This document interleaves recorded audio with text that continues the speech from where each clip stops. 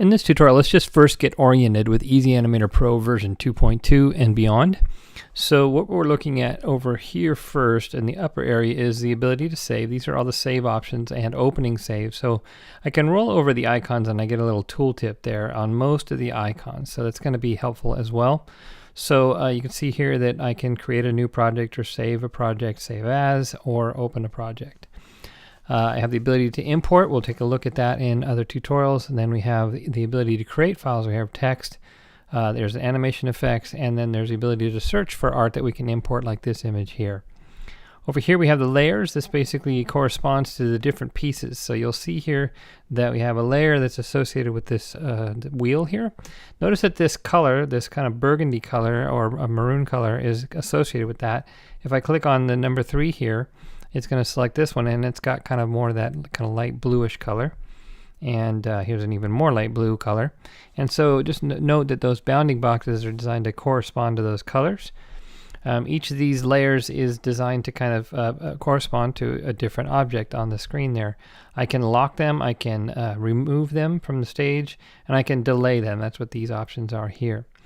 So down here we have some utilities, all on, all pause and randomize. We'll look at those later. So in this area right here, we have kind of in easy mode, this is really just, we have an animated button.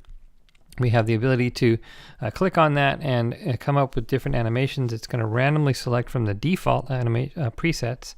That's what these are. These are presets. Now down here, these are my favorites that I've saved. I can add to favorites. So let's say that I like that one. I can go and click on it, and it's going to add that down there.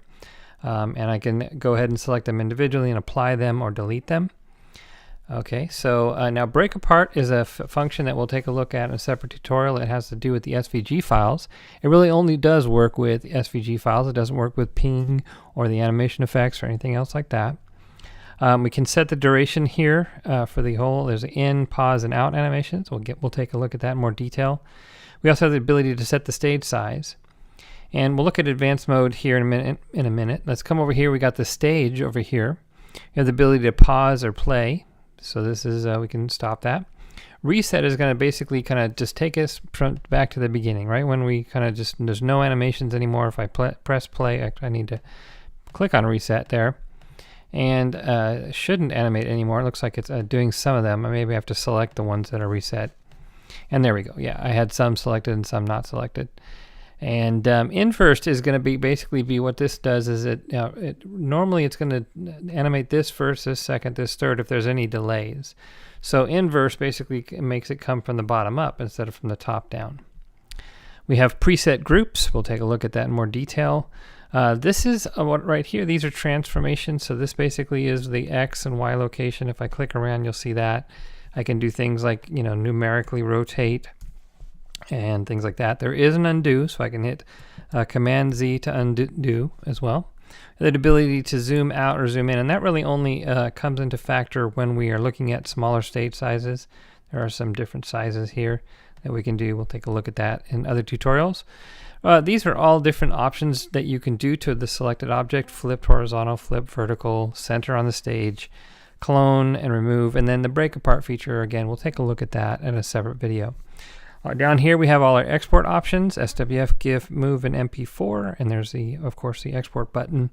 This takes you to tutorials, and this is where you can discover more assets for Easy Animator Pro.